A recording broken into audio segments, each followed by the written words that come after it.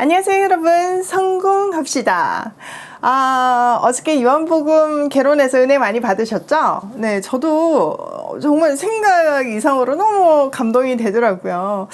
이 요한복음 끝에서 하나님은 나를 어느 자리에서 어떤 기쁜 곳에서 만나주시며 또 내 삶이 어떻게 변할까 이런 생각들을 하니까 정말 기대가 됐어요. 아니나 다를까 오늘 첫 문장부터 정말 깊고 넓습니다. 자, 은혜 받을 준비 되셨나요? 한번 들어가 보도록 할게요. 자, 우리가 지금까지 마태, 마가, 누가 공간복음을 공부했어요. 이 공간복음은 뭐라고요? 네, 맞아요. 시공간 속에서 역사에 들어오신 예수님의 스토리를 이야기한 거라면 이 요한복음은 우리 마음에 들어오신 예수님을 소개해요. 이분은요, 위로부터 오신 분이시고요, 완전한 하나님이시자 온전한 인간이셨어요. 이 예수님 한번 만나러 가볼게요. 1절, 태초에 말씀이 계시니라. 이 말씀이 하나님과 함께 계셨으니 이 말씀은 곧 하나님이시라. 자, 이 문장은 창세기 1장 1절을 떠올려요. 그런데 창세기 1장 1절의 태초랑 이 요한복음의 태초랑은 의미가 달라요. 창세기의 태초는요, 물리적인 시간의 시작을 말하고요. 이 요한복음의 태초는요, 물리적 시간 이전에 어떤 존재의 기원을 말하고 있어요. 그러니까 이 요한복음의 태초가 창세기의 태초보다 훨씬 근원적인 개념이죠. 그 근원적인 태초에 말씀이 계셨어요. 자, 우리는 말씀이 맨날 말씀 하니까 말씀인 것 같지만 이 당시에는 이 말씀 로고스에 대한 헬라적 배경이 있었거든요. 요한은요, 그때 그 당시 사용하던 헬라적 배경에서의 말씀과 또 구약에서 내려오는 그 말씀을 접목해서 여기서 설명하고 있어요. 그러면 우리도 그 두 의미를 알고 있어야 되잖아요. 먼저 당시에 편만했던 헬라적 배경부터 알아보아요. 헬라 시대는요, 철학이 굉장히 발달했어요. 그 당시 사람들은요, 합리적인 생각이 말로 나가는 것을 로고스라는 개념으로 이해하고 있었어요. 인간이 우주의 모든 이치를 이해하는 지식을 가질 수 있는 것은 우리 안에 로고스의 씨가 있기 때문에 가능하다고 생각했어요. 그래서 구원을 얻으려면 로고스가 있어야 된다는 영지주의적 신학이 만들어졌어요. 요한은요, 이 오해의 소지가 있는 로고스라는 단어를 사용해서 그 참 의미를 설명해요. 그 참 의미는 구약으로부터 왔어요. 구약에서 로고스, 말씀은 어떤 의미로 사용되었을까요? 먼저 창세기 1장 1절에 말씀으로 세상이 창조되었죠. 빛이 있으라 말씀하시면 빛이 생겼잖아요. 두 번째는 언약이라는 말씀으로 구원 계획을 주셨어요. 그러니 구약에 담겨진 말씀의 개념은요, 창조와 구원이라는 재창조의 의미를 함께 담고 있어요. 즉 신의 행위나 창조의 행위를 말할 때 말씀 로고스를 사용한 거죠. 요한은요, 이렇게 구약의 로고스의 개념을 신약 사람들이 사용하고 있는 형식에 대입시켰어요.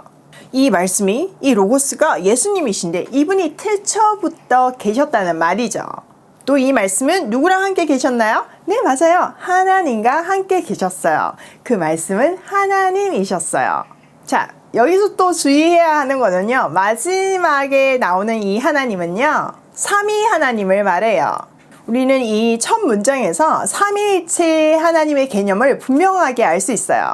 다시 한번 정리해 볼게요. 태초에 말씀이 계시니라. 이 말씀이 예수님이시죠. 그리고 이 말씀이 예수님이 하나님과 함께 계셨으니, 여기서 하나님은 성부 하나님을 말씀하고요. 또 이 말씀은 예수님이시죠. 곧 하나님이시라. 이것은 성부 하나님을 얘기하는 것이 아니라 세 위 중에 한 분이신 하나님을 얘기하는 거예요. 그러니까 예수님은 삼위 중에 한 분이신 창조주라는 이야기가 여기 담겨 있는 거죠. 또 여기서 유의해야 되는 거는요, 함께라는 개념이 그냥 우리가 쉽게 생각하는 with 그런 개념이 아니에요.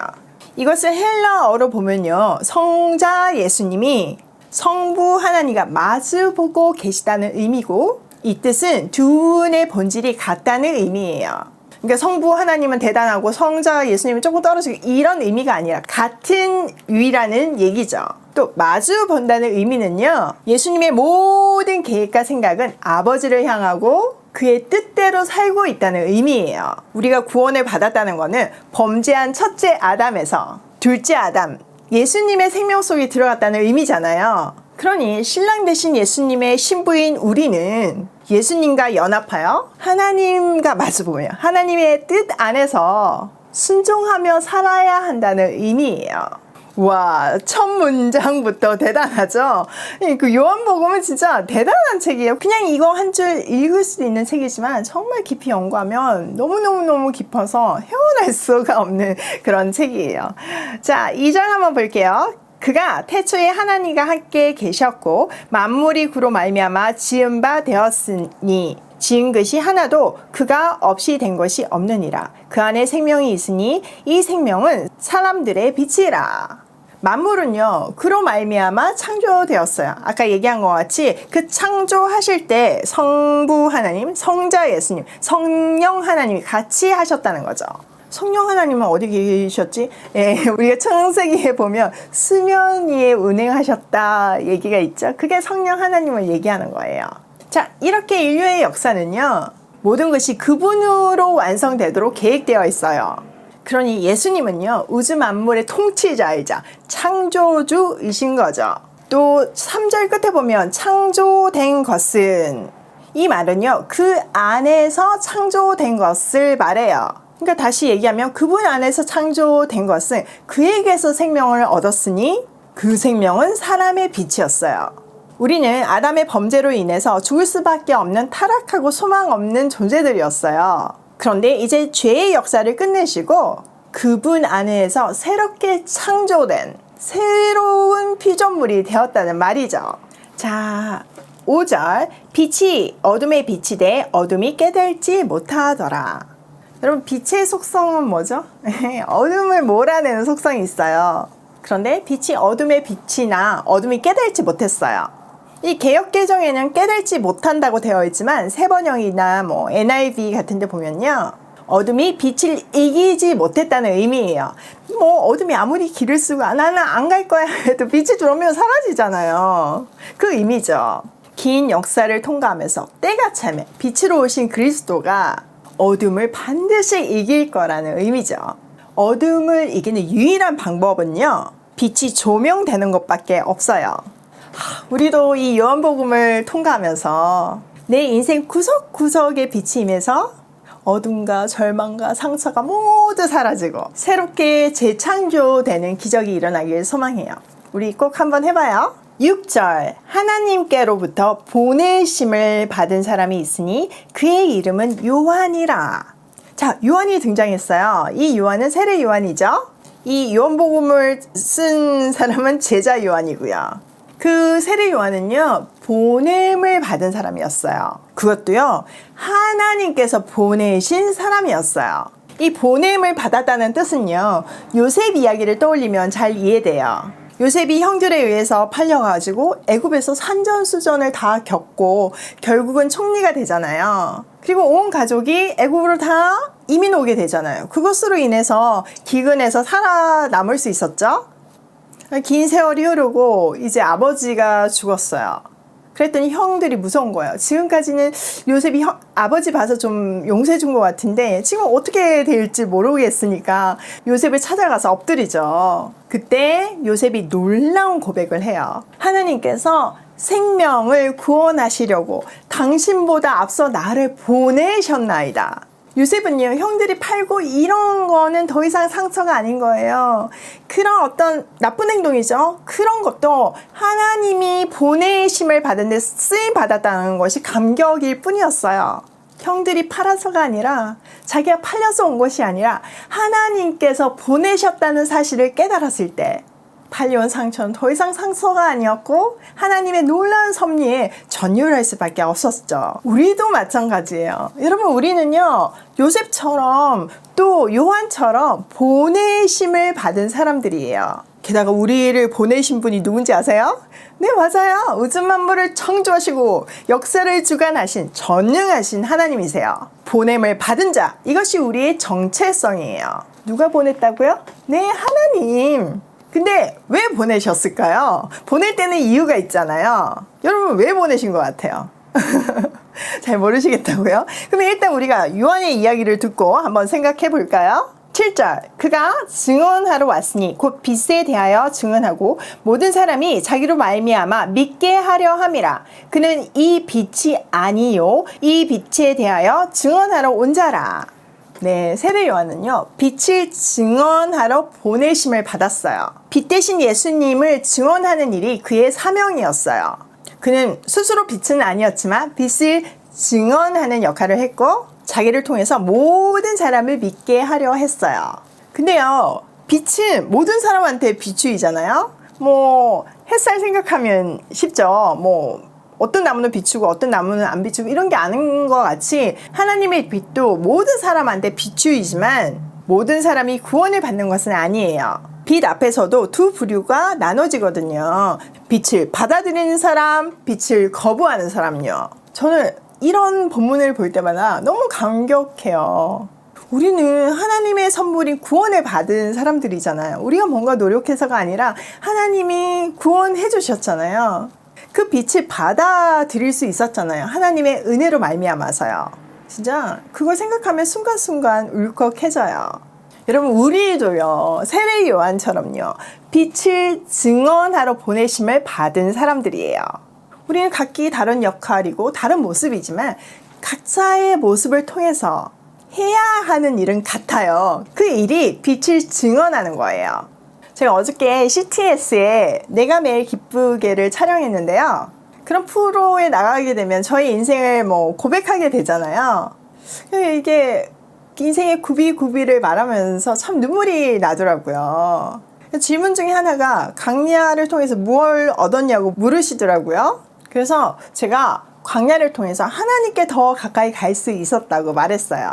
사실 옛날에는요 제가 많이 가진 것이 자랑이 되었고 착한 일 하는 것이 내 의의가 되었고 또 없을 때는 없는 것이 부끄러움이 되었고 아픔일 때가 있었어요. 근데요 그 광야를 통과하면서 그 훈련을 통과하면서 아버지의 특별 프로그램을 통과하면서 부끄러움도 자랑도 아픔도 사라지더라고요. 내 인생에서 십자가만 하나님만 선명하게 드러나게 되더라고요.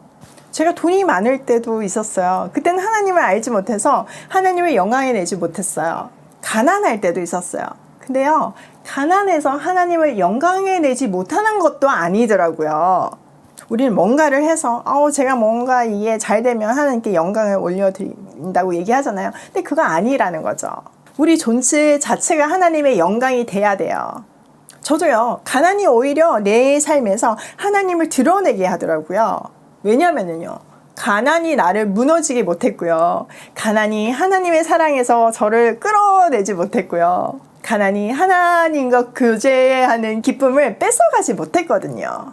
나의 약함과 고난 속에서 오히려 그리스도의 주되심을 고백하게 됐어요. 그것이 결국 하나님을 증언한 거더라고요. 이것만 봐도요 사실 있고 없고는 중요하지 않아요. 물론 없으면 힘들죠. 많이 힘들죠. 해봤으니까 알아요. 우리는 육체를 입고 있으니까 어쩔 수가 없어요. 그런데요 하나님은요 그런 특별한 케이스를 감당할 만한 사람한테 맡기세요. 우리 머리털까지 세시는 하나님이시잖아요. 우리가 그걸 감당할 만하니까 맡기시는 거죠. 할 만한 사람들한테 어려운 일을 맡기는 거예요. 우리도 회사에서 뭐 아무한테나 시키는 게 아니라 할 만한 사람한테 시키잖아요. 그걸 아니까 제가 한때 하나님 저 잘못 보신 거 아니세요? 저 그런 거 감당할 만한 사람이 아니에요 하면서 막 우기던 때가 있었어요. 여기서 중요한 것은요 우리는 하나님께로부터 보냄을 받은 존재라는 거예요. 우리가 어떤 상황에 있든 무엇을 가지든 무엇을 못 가지든 때로는 부유함과 때로는 풍요와 때로는 결핍을 통해서 그리스도를 증언하는 역할을 맡기신 거예요. 와우. 여러분 우리의 존재가 다르게 느껴지지 않나요? 저는 오늘 제가 굉장히 다르게 느껴지더라고요. 너무 소중하고 귀한 존재로 느껴지더라고요. 우리는요 세상을 살리라고 보냄을 받은 존재예요. 그런 존귀한 존재예요. 이 정체성이 분명해질 때 우리는 모든 것에서 자유할 수 있어요. 하나님의 사랑 안에서 넉넉히 승리할 수 있어요. 요한복음 우리 조금밖에 안 했는데 너무 깊고 감동이지 않나요? 저도 내일 새벽이 너무나 기다려져요. 오늘도 이 깊고도 깊은 사랑의 스토리에 감격하며 보냄을 받은 자답게 고고싱해요.